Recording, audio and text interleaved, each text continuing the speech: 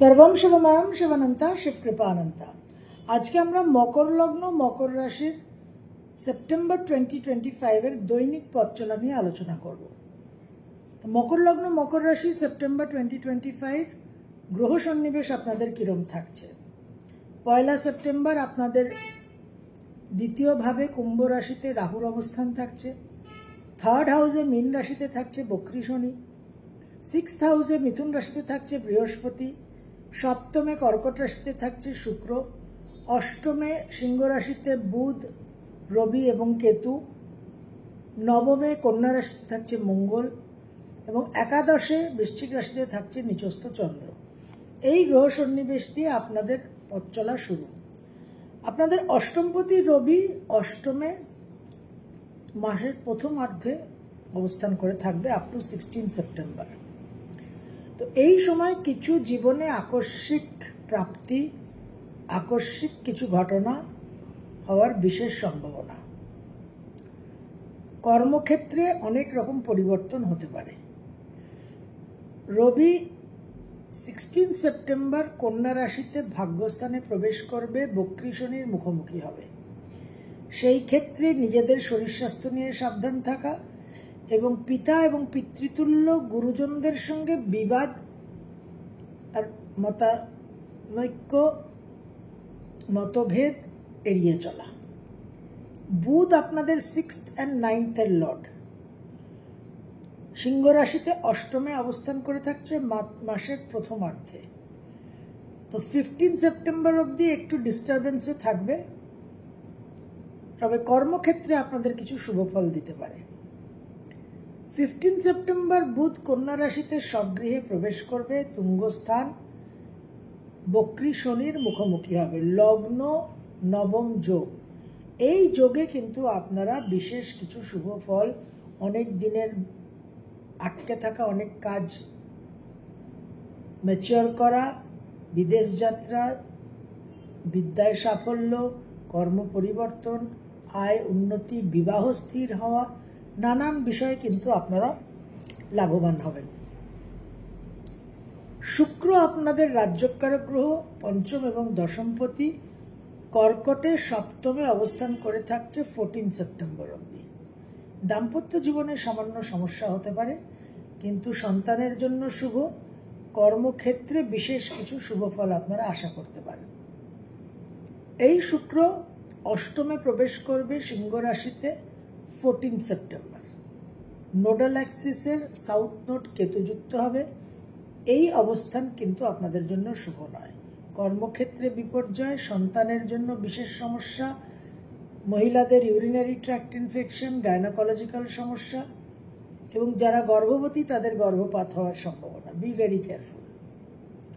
মঙ্গল আপনাদের চতুর্থ এবং একাদশপতি কন্যায় নবমে অবস্থান করে থাকছে 13 সেপ্টেম্বর অবধি বক্রী শনির মুখোমুখি।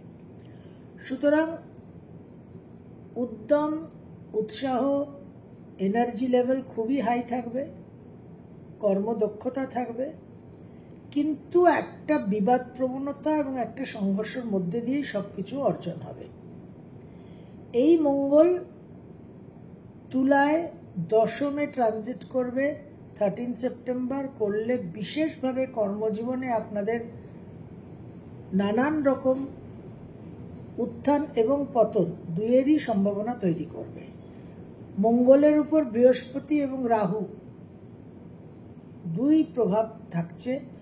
বিদেশ যাত্রা, স্থানান্তর, কর্মজীবনে এক্সপ্যানশন, গ্রোথ নানানভাবে কিন্তু আপনারা এক্সপিরিয়েন্স করতে পারেন।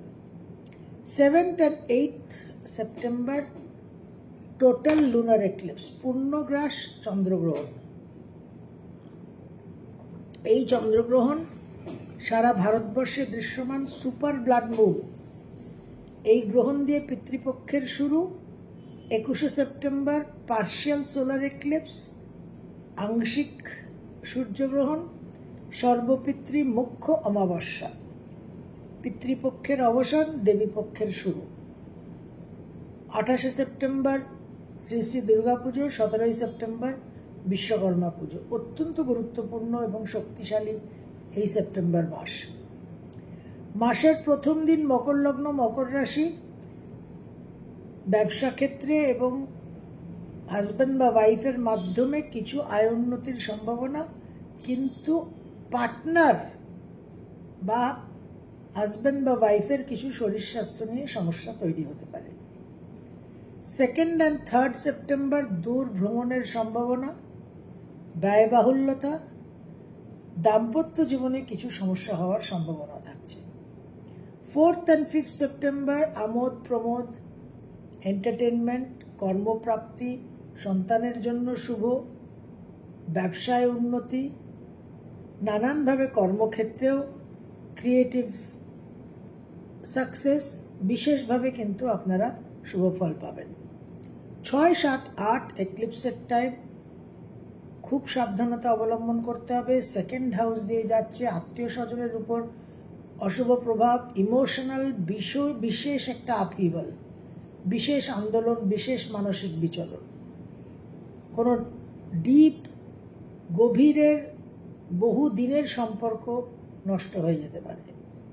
দাম্পত্য জীবনের সমস্যা, হাজব্যান্ড বা ওয়াইফের সঙ্গে একটা বিচ্ছেদের সমস্যা তৈরি হচ্ছে। মুভমেন্ট রেস্ট্রিক্টেড রাখবেন। 9 and 10 সেপ্টেম্বর 2025 মকর লগ্ন মকর রাশি, প্রভূত আর্থিক উন্নতির যোগ। মন মানসিকতার মধ্যে উগ্রতা, বিবাদ প্রবণতা থাকবে, সেটাকে কন্ট্রোল করতে হবে। তাছাড়া আয় উন্নতি, গৃহলাভ, বিশেষ বৈষয়িক ক্ষেত্রে অত্যন্ত শুভ যোগ। 11 আর 12 গৃহপ্রাপ্তি, গৃহক্রয়, গৃহ সমস্যার সমাধান, সমস্ত কাজে সাফল্য। 13 আর 14 বিশেষভাবে দাম্পত্য জীবনে সুখ শান্তি বৃদ্ধি হওয়া, ব্যবসায় সাফল্য, কর্মজীবনে সাফল্য, সন্তানের জন্য বিশেষ শুভযোগ। 15 আর 16 দাম্পত্য জীবনে কিছু অশান্তি, দূর ভ্রমণের সম্ভাবনা, ব্যয় বৃদ্ধি এবং অযথা কিছু ঋণ হওয়ার, লোন হওয়ার সম্ভাবনা। 17 আর 18 দাম্পত্য জীবনে সুখ সমৃদ্ধি বৃদ্ধি পাবে, ব্যবসায় বৃদ্ধি, মন মানসিকতার মধ্যে একটা আনন্দ, প্রসন্নতা লাভ, মায়ের শরীর স্বাস্থ্যের উন্নতি। 19, 20, 21 আবার সাবধানে থাকতে হবে। গ্রহণের সময় দাম্পত্য জীবনে অশান্তি, মা বাবা দুজনের শরীর স্বাস্থ্য আকস্মিকভাবে যথেষ্ট জটিল এবং সংকটময় হতে পারে। মুভমেন্ট রেস্ট্রিক্টেড রাখবেন। সন্তানকে নিয়েও কিন্তু বিশেষ টেনশন থাকছে এবং আনন্দ, উৎসব, আমোদ প্রমোদ আকস্মিকভাবে অপ্রিয় পরিস্থিতিতে পরিণত হতে পারে। 22 আর 23 ভ্রমণের যোগ, কিছু বিলম্ব, দাম্পত্য জীবনে সামান্য কিছু মনোমালিন্যতা দেখা যাচ্ছে।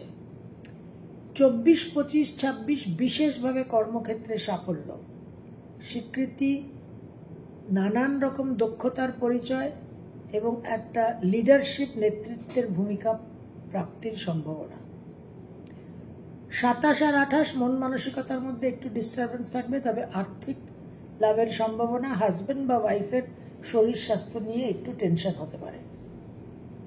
29 আর 30 মাসের শেষ দুটো দিন, সেপ্টেম্বর 29 and 30 মকর লগ্ন মকর রাশি, দূর ভ্রমণের বিশেষ সম্ভাবনা, কর্মসূত্রে, ব্যবসা সূত্রে বিদেশে স্থানান্তরিত হওয়া, ব্যয়বাহুল্যতা এবং নানান রকম যোগাযোগ কানেকশন তৈরি হবে বিদেশের জন্য, হায়ার এডুকেশনে সাফল্য।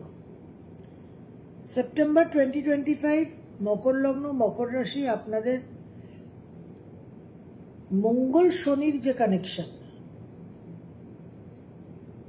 এটা দ্বিতীয় একাদশ, সুতরাং এই কানেকশন কিন্তু জন্মছক সাপোর্ট করলে প্রভূত আর্থিক উন্নতির যোগ। শুক্রের অবস্থান সেকেন্ড হাফ, মাসের দ্বিতীয়ার্ধে কিন্তু শুক্রের অবস্থান ভালো না, রাজ্যকারক গ্রহ যথেষ্ট পীড়িত অবস্থায় থাকছে। সন্তানকে কোনো রকম অহেতুক ঝুঁকি নিতে দেবেন না এবং কর্মক্ষেত্রেও খুব সাবধানতার সঙ্গে নিজের দায়িত্ব পালন করবেন। দুটো গ্রহণ পাচ্ছি, পিতৃপক্ষ, দেবীপক্ষ, বিশেষ ধ্যান জপ, শক্তিশালী সময়, স্পিরিচুয়াল অ্যাক্টিভিটির জন্য একেবারে একটা এক্সট্রিমলি সুটেবল টাইম। আমাদের শাস্ত্র, আমাদের সিদ্ধপুরুষরা নানান রকম প্রয়োগ বিধি দিয়ে গেছেন, সেগুলো আমরা পালন করে এসেছি, সেগুলোই আমরা পালন করব। সময় অত্যন্ত কঠিন, নানান রকম বিপর্যয় দেখতে পাচ্ছেন চারিদিকে, জঙ্গি হামলা, অর্পাবান, বিমান দুর্ঘটনা, নানান রকম অগ্নিকাণ্ড। সুতরাং সত্যকে, বাস্তবকে অস্বীকার করে, আড়াল করে, চোখ বন্ধ করে থাকলে কিন্তু বিপদের সম্ভাবনা আরো অনেক বেশি বৃদ্ধি পাবে। মন গড়া, ভালো লাগা, অল ইজ ওয়েল বললে কিন্তু কোনোভাবেই সঠিক পথ দেখানো হবে না। জ্যোতিষশাস্ত্রের শরণাপন্ন যখন হবেন, সেটা মিষ্টান্ন ভাণ্ডারের মন্ডা মিঠাই খেয়ে, মুখ মুছে, হাত ধুয়ে, পেট ভরে, মন ভরে চলে যাওয়ার মতো নয়। এটা আবহাওয়া দপ্তরের মতো বার্তা গ্রহণ করা, জানা, এবং আমাদের শাস্ত্র, ভবিষ্যমালিকা, অন্যান্য গ্রন্থ, সিদ্ধগুরুরা বারবার বলছেন 2025 থেকে 2032 অত্যন্ত কঠিন সময়, এবং সেটা আমরা অনুভবও করছি, প্রত্যক্ষও করছি।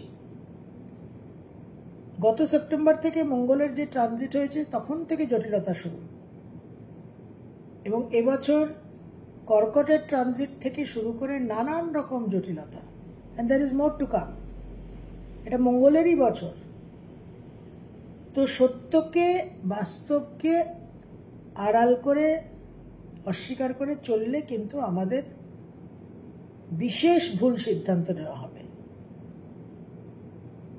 যে সমস্ত গাইডলাইন শাস্ত্র মতে দেওয়া আছে, সিদ্ধপুরুষরা দেওয়া আছে, সেই গাইডলাইনসগুলোই আপনাদের সঙ্গে শেয়ার করা হয়, আপনাদের কাছে উপস্থাপনা করা হয়, আপনাদের অবগত করা হয়, এবং সেগুলোকে পালন করেই আপনারা ভালো আছেন, সুরক্ষিত আছেন, এবং আগামী দিনেও আপনারা ভালো থাকবেন, সুরক্ষিত থাকবেন। সর্বম শিবময়ম শিবানন্তা শিবকৃপানন্দ।